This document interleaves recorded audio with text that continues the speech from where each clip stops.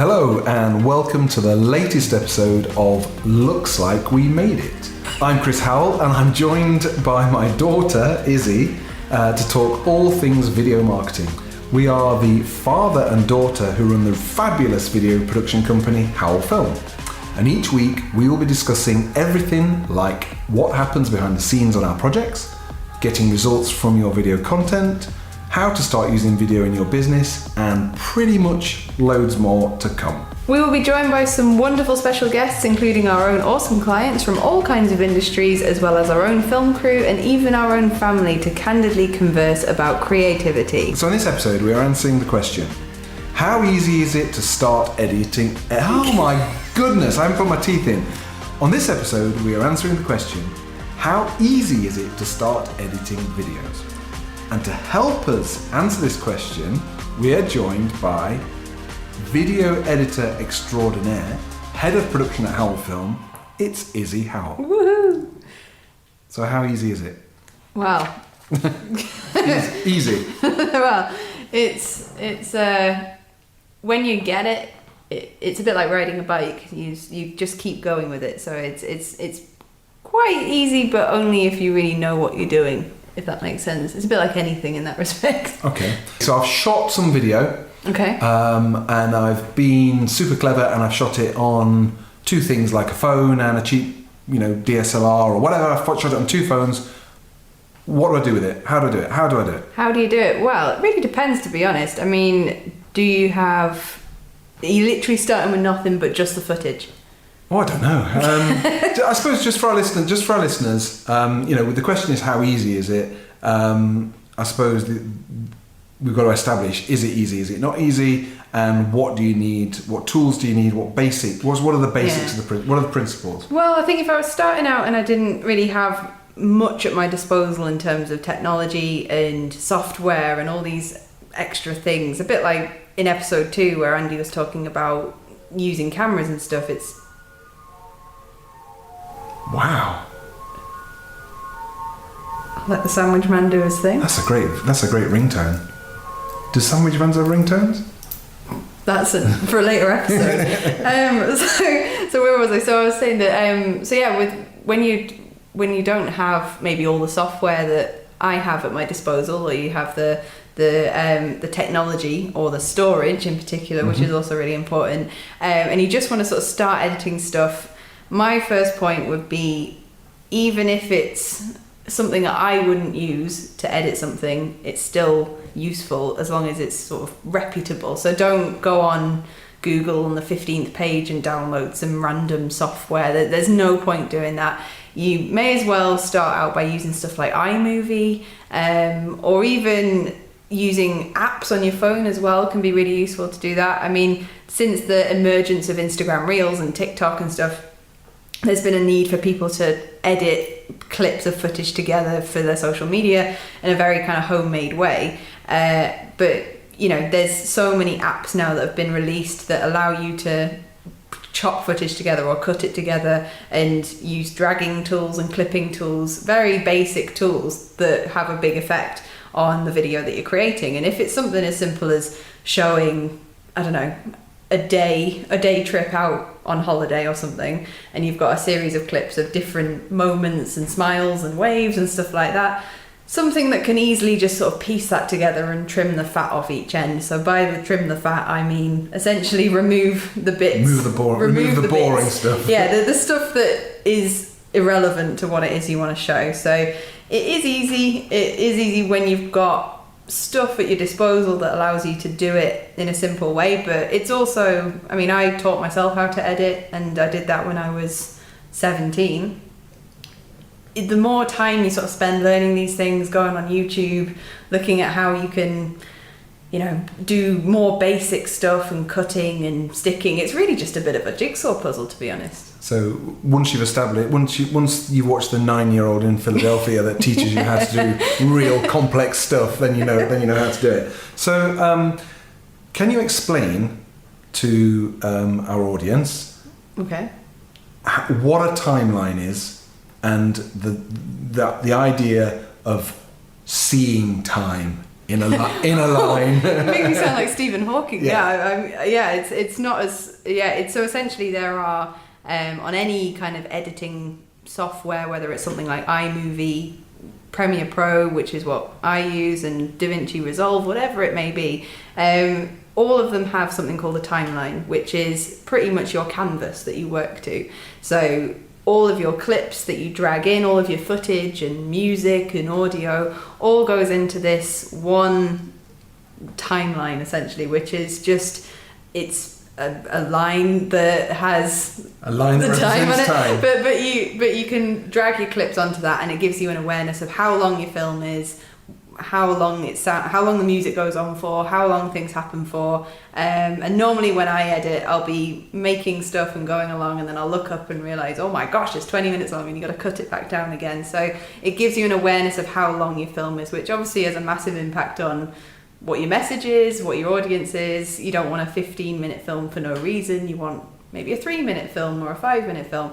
But your timeline is the space, a bit like the canvas that a painter works at, that you build your film. So it's an odd skill that you pick up as an editor, to be able to see what things sound like, to listen with your eyes, to do all sorts of stuff. Wow. Where I don't really have to hear what I'm listening, what's on the screen or what's playing. I can look at the decibels, and I can look at how it sounds. So you can actually look at the sound waveform and know what it's you look at the sounds. I've got like decibel monitors and stuff like that you can see things coming together, but you can use your visual senses and your listening senses in very different ways. So that's something that you pick up. Okay. Well. So a line of time. So it's zero seconds to whatever, however long your film's going to be. Okay. Here's a question for you. How do you know what to edit out? What to edit out and what to keep in? How do you know that? See, I have a trick that don't give away all the tricks. So when I first started out editing, I had to really kind of learn what my own process was. So my process, because I'm not classically trained, I taught myself when I was about 17, but then I built those skills through experience and through trying how things work. By learning how these tools work and learning what my own style was, which is that I quite like to edit to music in particular. So my process is that I listen to music first, and normally when I hear that music that just works perfectly for the video or what we can expect, it all just kind of comes together in my head, and I can visualize it to that music. So I'll have the music, and that will act as a little bit of a foundation to what it is that I want to create. So really, to the music, I know how long it's going to be. I know maybe where there's crescendos and slower bits, so when the music picks up, I know I can be quite quick with how I'm using my footage. But essentially I start with that, so I have that at the beginning, and then the way that my main rule when I'm editing anything, and that's whether it's using an iPhone or it's making an Instagram reel or using Premiere Pro or anything, is to focus on the action, not the movement. So that is my number one message that I teach anyone. Cool. So whether it's a filmmaker like Andy, who sometimes asks me more editing related stuff, is always focus on the action and not the movement. So by that I mean, when you're looking at a clip that you might have filmed or someone might have filmed, look at the whole length of the clip. So everything we film, remember, I have to watch everything we film. So whether it's 40 hours of footage, I will watch every single bit of that. And you watch each clip and you think, okay, what part of this will add value to the message that I'm putting out? So it's very common with people who make films is that the filmmaker will want these long sweeping shots where you have someone dramatically walking along a field before they get to the point they need to be. So they'll film the entire thing from A to B, this person walking, and then say this person walking at the end has to pick up a box or something. They have to pick up something at the end.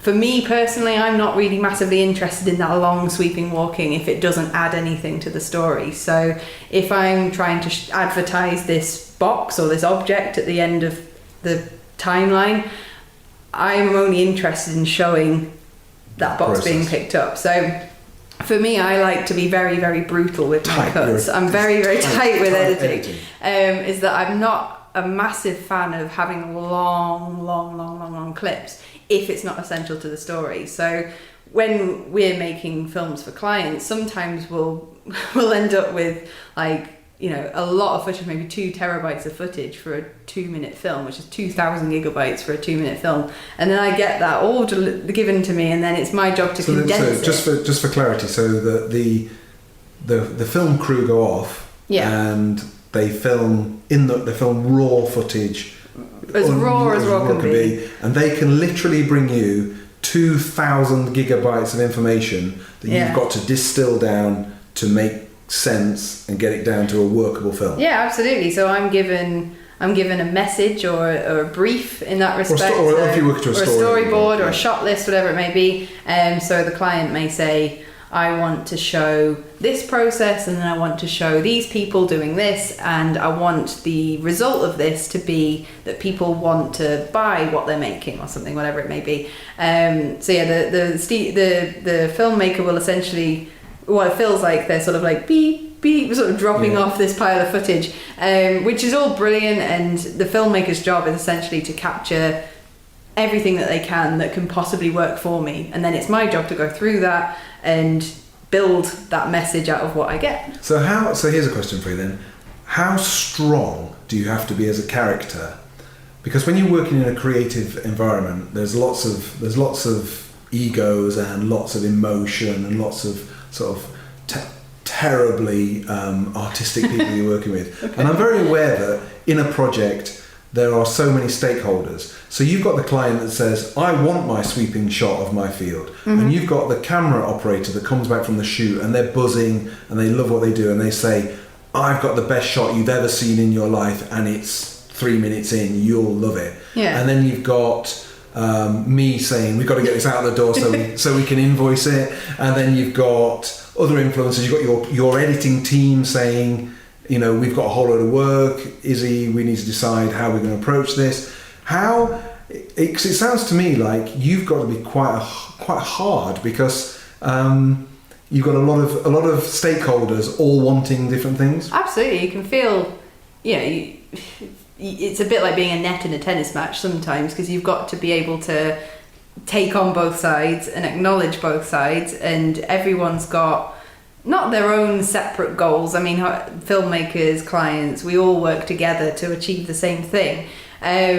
But that's really where you have to tread that line between making something look fantastic and cinematic and beautiful, which is incredibly stylish, and and that works for maybe if you're, I don't know, doing a show reel or promoting maybe like a suit or something. Like these long walking shots can work if it's for a certain product, but long 3-minute shots that, you know, do they add value to what you're selling? You've lost your audience. You've lost it. Like, it looks amazing if you've shot it or you have respect for that. But a lot of people with this concept of immediate gratification, they want to see what you're doing, they want to see a message, and they want to see it quite quickly. So for me, I have to navigate that really. I wish I could use that. I wish I could make every film a feature film and use loads of amazing dramatic shots, because I'm inspired by those when I see them, like things like Amy Sherman Palladino and stuff. The stuff she puts out are really designed by long,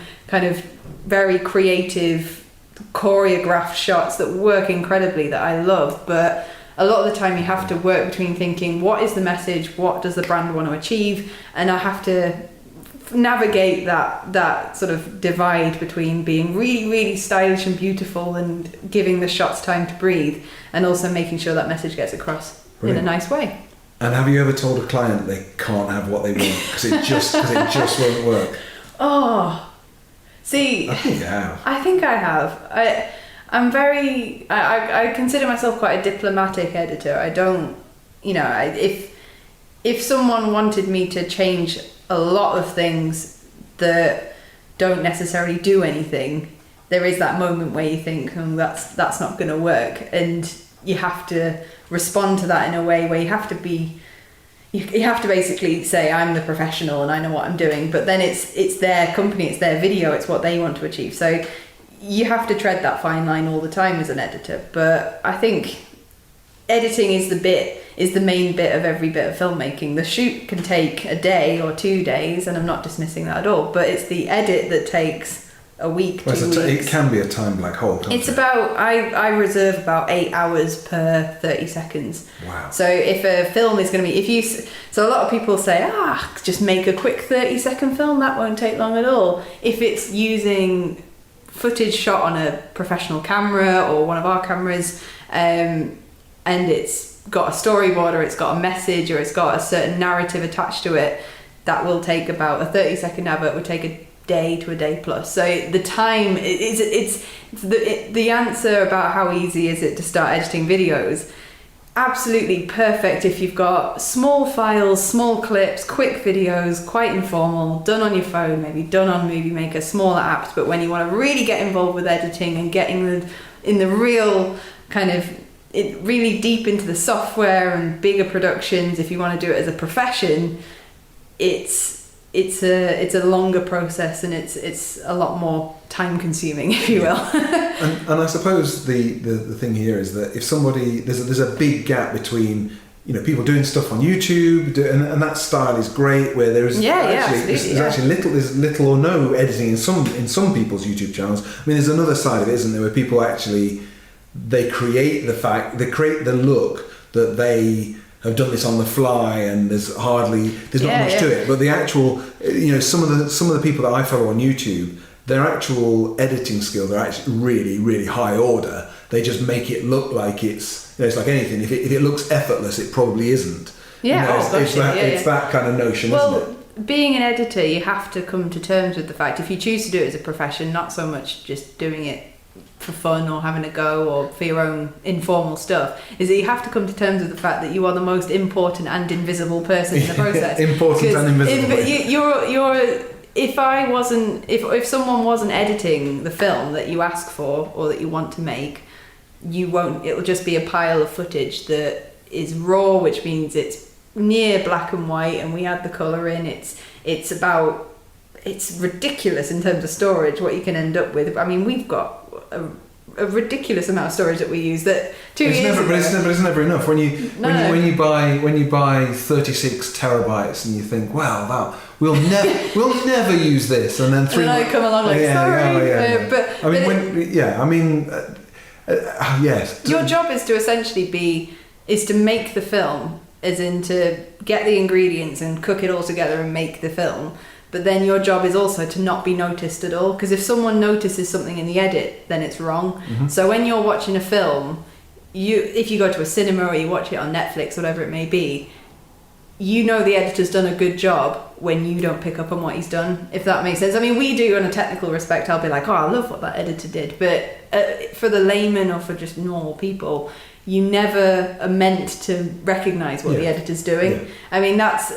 Even when you watch stuff like reality shows and stuff, their job is to essentially create a story. It's to take people's conversations that they actually had and cut them together in such a way where you don't notice that they're different conversations. It's all about being totally invisible, but also creating something that people can enjoy. So it's a bit of a 50-50 in that respect, that you're wanting to you don't want the client to pick up on the edit, essentially, because you want them to enjoy what they're seeing. If they're picking up on those small bits and bobs here and there, then as a team you've got to work together to navigate how can we do this differently. But you want people to just be immersed in what they're watching. So if they're distracted by something that's happening in your edit, maybe it's too long or things are dipping out or the audio's not right, it's so distracting and it's so jarring that they're not going to enjoy what you're doing. So you want to essentially build something that is seamlessly in the background running the film, if that makes sense. You're like a conductor in a creative orchestra. Yeah, well, yeah, just with more hair and younger, but the average conductor. But yeah, I think it's about letting it be in the background, but also tell the story as well. Right. So yeah. So getting back to our original question, it's easy easy if you know how. Then that's what we're saying. That's our takeaway from this, is it? But what it is that if you're a person who enjoys being very visual, enjoys the satisfying nature of seeing things come together, and enjoys a bit like maybe if you enjoy like puzzles or something, it's a bit like that. You enjoy that experience of starting with something and ending with something else. That process is really, really fun, and the more you get involved with it, the more you practice it, the more mistakes you make as well along the way doing it, you learn never to do that again in what you do, and then you end up with your own style. It's a bit like cooking, or it's a bit like, you know, anything, making any kind of project. But essentially, if you're just someone who wants to have a go at editing at home and sort of see if you can do it yourself, absolutely, there are so many tools out there that can help you. If you sort of are unsure about whether you need an editor's help or not, you normally do, because that's where... It's a good line. But that's if you're unsure, you know for a fact that's where you need to bring that person in, because something that can take me 15 minutes to quickly put together would take maybe someone 8 hours, and there's no point slaving over something when you can get someone to just quickly do it. It's like, why would you plaster your own wall when someone else can do it for you amazingly? Well, that's a dark art, that is. Well, I'll just ask you normally. Exactly. But yeah, so I think it's as easy as you want it to be, but there's no point suffering over something that someone else enjoys and can do really well. So excellent. Hopefully that answered the question. Brilliant. Do you think? That's great. That's a good answer. Yeah. Excellent. And I have to have one of these off-the-wall questions to ask you at the end, don't I? Yeah. I haven't got one because I'm ill-prepared. Okay, well, this is not even off the wall. It's just actually a proper question. Okay. Can you tell people why they should be really careful what audio they add to their videos? Because you can get into all sorts of hot water, can't you? Audio is it's an interesting one, because you can, well, I've had times where people have kept their microphones on and kept them on all day, and then you know, a bit like in Naked Gun, you hear stuff you shouldn't hear. You know, as an editor, you're exposed to a lot of things you don't. Sometimes you go, oh my gosh, but audio wise as well, royalty free tracks all the way. I mean, we've had times people have asked us, can I use Bohemian Rhapsody by Queen? And you go, oh, I think we had the Daft Punk one, didn't we? And the client then rang Universal, and they had the choice between no or like £20 million or something ridiculous to use it. So I think with audio, be very careful with how you use it. Make sure it sounds right. Make sure it's nice. It's not too loud, not too quiet. Make sure you cut it down and whatnot, like I'll probably do with these podcasts. But use music in a way that it's got to complement. Yeah, you don't want raw death metal on a video about stair lifts or something. You want to keep it quite... So it has to be relevant. So from a commercial perspective, it has to be a relevant thing, doesn't it? Yeah, absolutely. And I love, my favourite part about editing is when I get to make our show reels, because most editors and filmmakers just cringe at the thought of having to make a show reel, but I love it because it means I let loose on just doing what I want to do, and I normally add powerful music and I can do my own thing, and I absolutely love it. But yeah, with music, just make sure it's royalty free, to not cost you your house or an absolute fortune, and yeah, just enjoy the process, because I really enjoy it. Give it a go, and if not, I'll do it for you. At a price. But yeah, so that's it for today. Never miss an episode every Tuesday by giving us a follow or a subscribe.